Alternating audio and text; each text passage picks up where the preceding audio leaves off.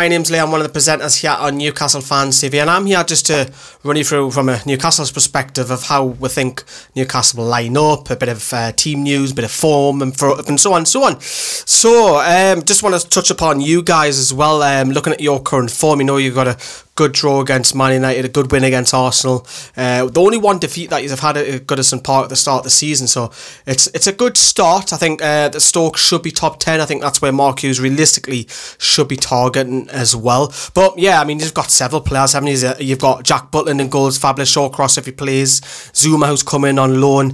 Then you've got the talent of Hesse, Shaqiri in midfield, bit of magic there. And obviously you've got the man Chopo Moting who scored a double on the weekend as well. So you've definitely got a lot of talent, and top 10 is, as I mentioned, realistically for you. So Newcastle, then we welcome Rafa Benitez back in the dugout.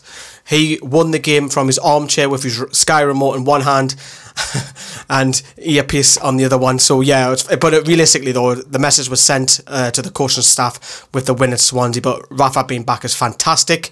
Our start of the season, yeah, we had a difficult start. Spurs got beat. Shelvey, what was he doing? Walking on Dele Alli. He cost us the point there, and obviously we had a shocking result at Huddersfield. Morale was really down. It really was, because Newcastle didn't bring anybody in.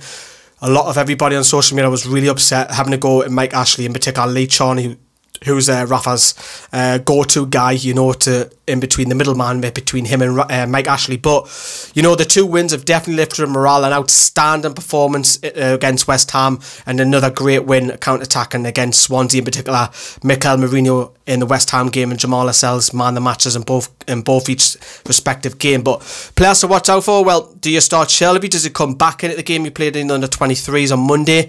He was on the bench last time out. We've got a Biedlin, who's our first choice right back. He should be fully fit. Expect him to start for Manquillo. And then you ask yourself the question, do you bring Lejeune in, or Lejeune as some people call him, into central defence? And then you've also got the likes of Mikel Merino, who's bossing it in midfield. He's absolutely fantastic. What a find he is on loan. If he plays up to 20 games, he becomes our player. So he's probably one to watch out for at the moment. JOSELU, another one. He's had an outstanding couple of games. You know, I know he didn't. Some of you guys didn't want to let him go because he was scoring in pre-season. He's carried that form on, holding the ball up, getting on the end of crosses. You know, he's an upgrade on Mitrovic, it looks like. So he started well. Is it in writing that he's going to score?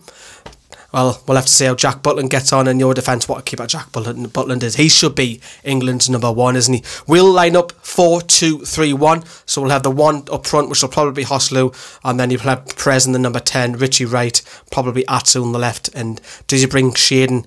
Does he bring Hayden alongside Mikel Merino? Or does he play Shelvey? So there's loads of dilemmas. Nice dilemmas, actually.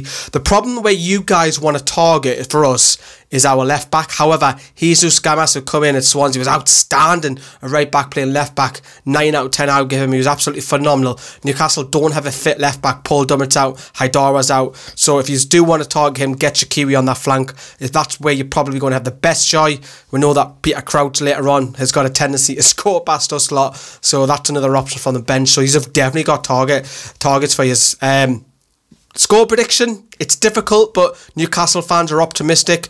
We've got a bit of form. Why can't Newcastle go and get this win? You know, Rafa's back in the dugout. The worst case scenario, Newcastle fans want to see a draw. That's no disrespect to Stoke. I just think the mood's changed in Newcastle on a little bit of form. However, you guys are there to upset the cards, aren't you? Thanks for watching. Thanks for having us. See you later. Bye-bye.